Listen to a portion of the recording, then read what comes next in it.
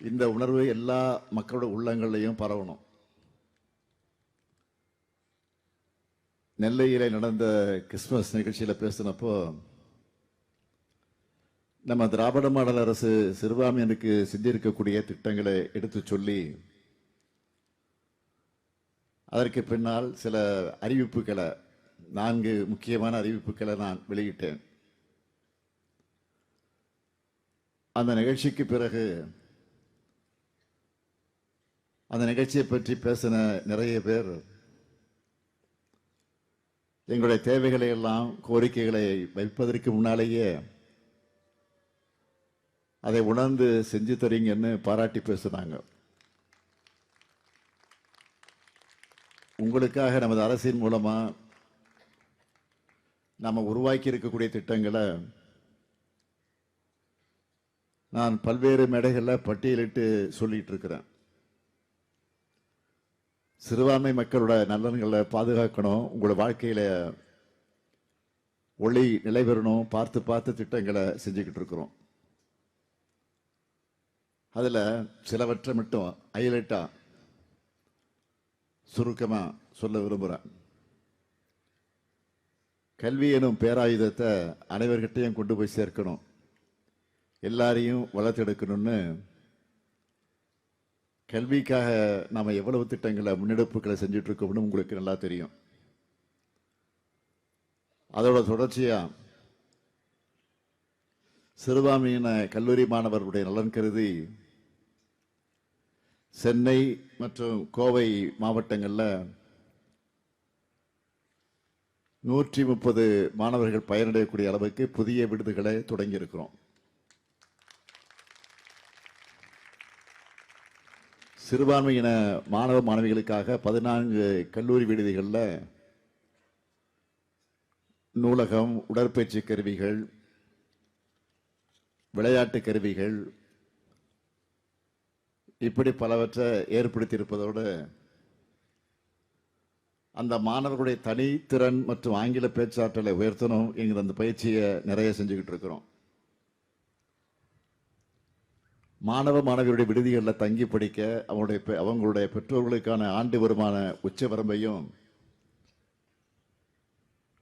பல்வகை செலவின தொகையும் உயர்த்தி இருக்கிறோம். இதனால இதுவரைக்கும் 884 பள்ளி மாணவ மாணவியருக்கும் 3824 கல்லூரி மாணவ மாணவியருக்கும் பயனடைஞ்சிருக்கிறாங்க. கிராமப்புற மாணவிகள் இடைநிற்றல் இல்லாம கல்வி கற்கணும், அதற்காக 1,03,000 மாணவிகளுக்கு 6,57,00,000 ரூபாய் ஊக்கத்தொகை. வெளிநாடுகளில் உயர்கல்வி பயில சிறப்பான திட்டம். 1ஆம் வகுப்பு முதல் 8ஆம் வகுப்பு வரை படிக்கிற 90,723 மாணவிகளுக்கு 1000 ரூபாய் கல்வி உதவித்தொகை.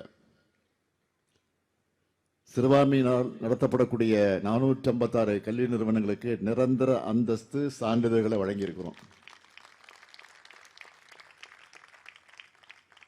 பொருளாதாரத்தில் பின்தங்கின சிறுபான்மையின பெண்கள் முன்னேற்றம் அடைகிறதுக்காக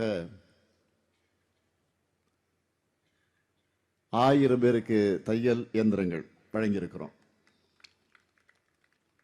தமிழ்நாட்டில் இருக்கிற கிறிஸ்துவ மக்கள் ஜெருசலேமிற்கு புனித பயணம் செய்வதற்கான மானியத்தை 37,000 ரூபாயாகவும்,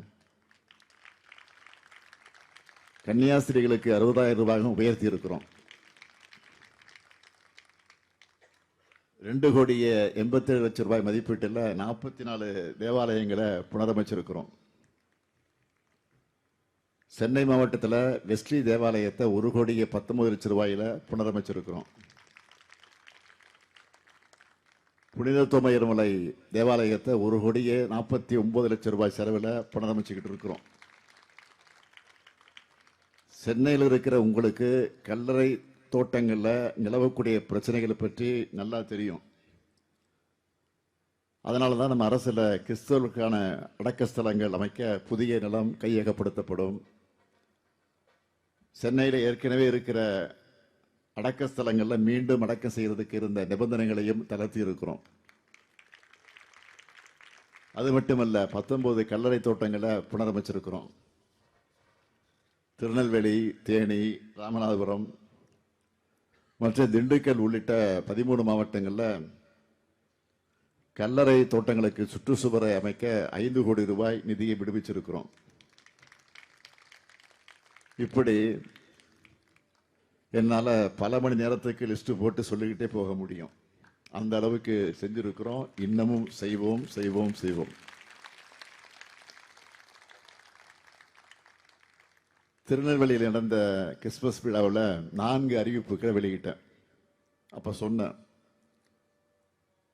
இனிகோ கேட்டா இல்லைன்னு சொல்ல முடியுமான்னு.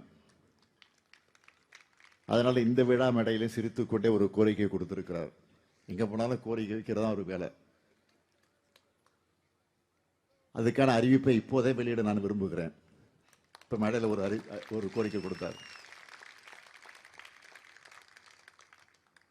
அதாவது 2019 முதல் 2024 வரை செயல்பட்டு கொண்டிருக்கக்கூடிய தமிழ்நாடு ஒருங்கிணைந்த வளர்ச்சி மற்றும் கட்டிட விதிமுறைகள் 2019 படி உள்ள மதச்சார்பான கட்டிடங்களுக்கு மாவட்ட ஆட்சியருடைய NOC வலியுறுத்தாம திட்ட அனுமதி வழங்கப்படும்.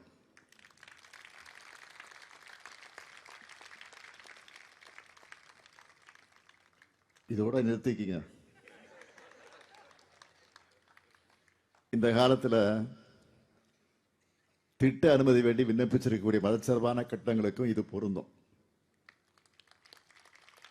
இனிகோவின் கோரிக்கைகள் இனி இல்லை என சொல்லக்கூடிய அளவுக்கு அறிவிப்புகள் செஞ்சாச்சு.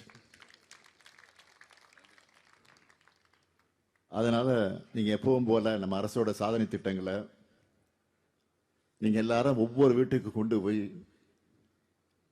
நமக்கு பக்கபலமாக இருக்கணும்னு அன்போடு நான் உங்களை உரிமையோடு கேட்கிறேன்.